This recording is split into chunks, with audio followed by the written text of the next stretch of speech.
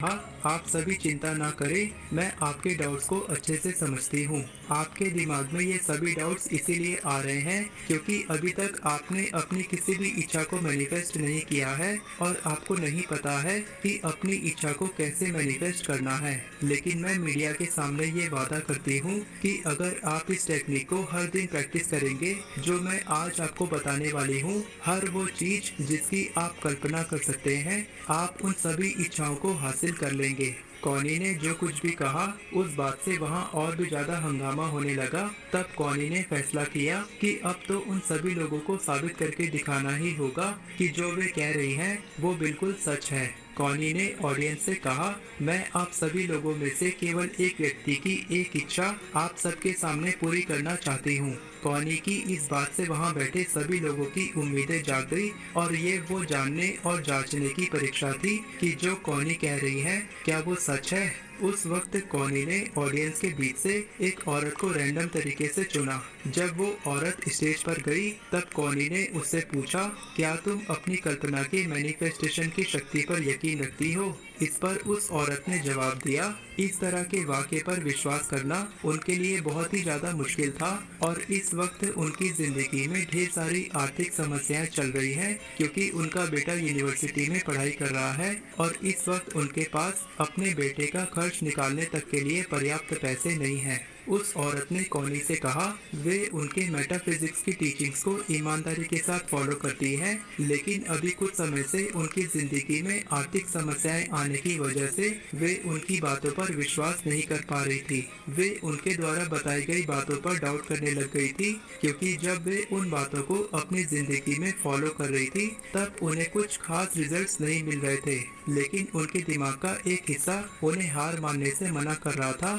इसीलिए आज वे इस कॉन्फ्रेंस को अटेंड करने आई हैं। कॉनी ने उस औरत से कहा, चिंता मत करो, मैं तुम्हें प्रचुरता को मैनिफेस्ट करने में मदद करूंगी और तुम्हारी सभी आर्थिक समस्याएं हमेशा के लिए खत्म हो जाएंगी। उस वक्त उस औरत की एक उम्मीद जाग उठी और वहाँ की ऑडियंस हक्का बक्का रह गई और इंतजार करने लगी कि आगे क्या होने वाला है। कॉनी ने उस औरत से कहा, मैं चाहती हूँ कि तुम मेरे सामने और इस भरी ऑडियंस के सामने प्रतिज्ञा लो कि तुम वही करोगी जो मैं तुम्हें करने के लिए कहने वाली हूँ, भले ही तुम्हें शुरुआत में उस पर विश्वास न हो।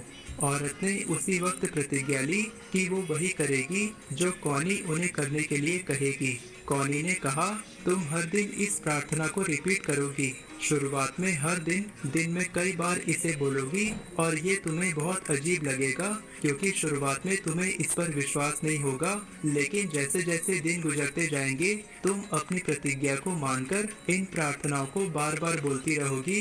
तब तुम्हें महसूस होने लगेगा कि ये सच है। तुम्हें पता चल जाएगा कि तुम उस पॉइंट पर पहुंच चुकी हो क्योंकि तुम्हें आनंद की अनुभूति होगी और तुम बहुत उत्साहित महसूस करोगी। और उसी वक्त से जब तुम्हें ये सच लगने लग जाएगा तब चीजें बदलनी शुरू हो जाएंगी और तुम्हारी आर्थिक समस्याएं तुम्हें समस्या लगनी बंद हो जाएगी क्योंकि उसका समाधान इस तरीके से होगा और उस वक्त होगा जब तुम्हें उसकी कम से कम उम्मीद होगी।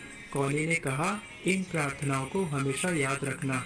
I am the source of wealth that expresses itself in my inner and outer self. मैं धन का स्रोत हूँ जो मेरे आंतरिक और बाहरी रूप से व्यक्त होता है। क्या आप वास्तु में इंटरेस्ट रखते हैं? क्या आप वास्तु के साइंस को समझना चाहते हैं? तो वास्तु सीखर I am the source that vibrates and aligns with abundance. मैं वो स्रोत हूँ जो प्रचुरता के साथ कंपन और संरेखित होता है। I am part of this abundant and prosperous world, and for this I allow myself to be grateful for the great wealth that I am enjoying in abundance today. मैं इस प्रचुर और समृद्ध दुनिया का हिस्सा हूँ और इसके लिए मैं खुद को उस महान संपत्ति के लिए आभारी मानती हूँ जिसका आज मैं प्रचुर मात्रा में आनंद ले रही हूँ। जब उस औरत ने सभी प्रार्थनाओं को लिख लिया तब कॉनी ने इसका रिजल्ट बताने के लिए उसे अगले महीने अपने कॉन्फ्रेंस में आने को कहा। ऑडियंस में बैठे सभी लोग अगले महीने होने वाले इवेंट का बेसब्री से इंतजार करने लगे। एक महीने के बाद सभी लोग उस औरत की आर्थिक समस्याओं के बारे में जानने के लिए कॉन्फ्रेंस में आए। उन ऑडियंस के बीच वही औरत बैठी मुस्कुरा रही थी। कॉनी ने कॉन्फ्रेंस की शुरुआत में ही उस औरत को स्टेज पर बुलाया। जैसे ही वो औरत स्टेज पर आई, कॉनी ने उसे गले लगा लिया और रोने लगी, और वो औरत भी रो रही थी। कुछ समय के बाद वो औरत ऑडियंस की तरफ मुड़ी और खुशी के मारे जोर जोर से चिल्लाने लगी, प्रार्थनाएं काम करती हैं, प्रार्थनाएं सच में काम करती हैं। उस औरत की उपलब्धि के बारे में सुनकर कॉनी बहुत खुश हुई और उससे कहा, तुम हमारी ऑडियंस को एकदम डिटेल में बताओ कि तुम्हारे साथ क्या हुआ और कैसे हुआ। औरत ने कहा, 1 महीने पहले जब मैं आपके और इन सभी लोगों के सामने प्रतिज्ञा लेकर गई थी कि मैं उन प्रार्थनाओं को हर दिन प्रैक्टिस करूंगी, तब घर जाने के दौरान मेरे अंदर एक अच्छी पॉजिटिव फीलिंग आने लगी और मुझे महसूस होने लगा कि अब मेरे साथ कुछ तो अच्छा होगा। औरत ने कॉनी से कहा, आपने कहा था कि मुझे हर दिन में कई बार उन प्रार्थनाओं को बोलना है, तब मैंने शपथ ली कि मैं ऐसा ही करूंगी, और आप ठीक कह रही थी। कुछ ही दिनों के बाद मैं आभार महसूस करने लग गई थी और मुझे पता चल चुका था कि ये बदलाव मेरे हर दिन उन प्रार्थनाओं को प्रैक्टिस करने की वजह से है। मुझे पता चल चुका था कि कुछ बदलाव आ रहे हैं। मैं उस एनर्जी को महसूस कर पा रही थी और तब मेरे साथ कुछ बहुत ही आश्चर्यजनक हुआ। मेरे बेटे के कॉलेज में लकी ड्रॉ की टिकट्स बिक रही थी, जिसमें अलग अलग इनाम थे। मेरे बेटे ने उस लकी ड्रॉ की टिकट लेने के लिए कई बार मुझे कहा था, लेकिन हर बार मैंने उसे ये कहकर मना कर दिया था कि हम इसे अफोर्ड नहीं कर सकते और हमारे पास एक भी टिकट खरीदने के लिए पैसे नहीं हैं। उस समय जब मैंने खुद को एबंडेंट महसूस करना शुरू कर दिया था, तब मेरे अंदर कहीं से आवाज आई जिसने मुझे कहा कि मुझे एक टिकट लेनी चाहिए। मुझे नहीं पता था कि वहाँ क्या इनाम निकलने वाले हैं, और बस इतना पता था कि मुझे एक टिकट लेना है। कुछ दिनों के बाद इनाम निकलने की डेट थी और भगवान का शुक्रिया है कि मैंने सही टाइम पर टिकट ले ली थी।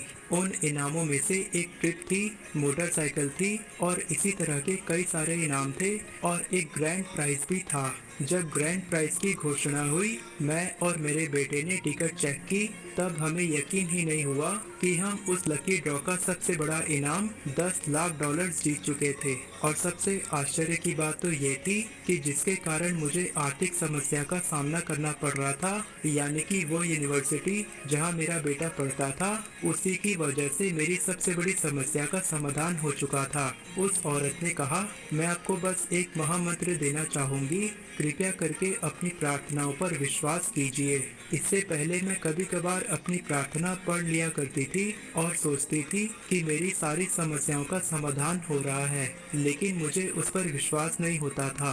और अब जाकर मुझे समझ में आया कि प्रार्थनाएं सच में काम करती हैं अगर हम उन्हें हर दिन लगातार प्रैक्टिस करते हैं और दृढ़ विश्वास के साथ अपनी प्रार्थना पर यकीन करके कल्पना करते हैं। हमेशा आभारी रहें। अगर आप अपने दिमाग में सही विचार और अच्छी भावनाएं लाते हैं, तब जिंदगी आपको वो सब कुछ देती है जो आप चाहते हैं और जिसकी आपको जरूरत है। इस कारनामे को सुनकर वहां बैठी ऑडियंस बहुत प्रभावित हुई और इसका असर ये हुआ कि इसे मीडिया में एक ऐसी महिला की कहानी के रूप में प्रकाशित किया गया जिसने 1 महीने में $10 लाख कमाए थे। हमारा जीवन एक पवित्र जादू है। अगर आपको विश्वास है कि जो आप चाहते हैं वो संभव है और आप आभार महसूस करने वाले व्यक्ति हैं, तब जो आप चाहते हैं वो होकर ही रहता है, भले ही इस वक्त आपको वो कितना ही असंभव क्यों ना लग रहा हो। अगर यहाँ तक आपने इस वीडियो को देखा है तो कमेंट में अपनी इच्छा के बारे में लिखें, thank you universe, I believe in earning 10 lakh rupees per month. धन्यवाद ब्रह्मांड।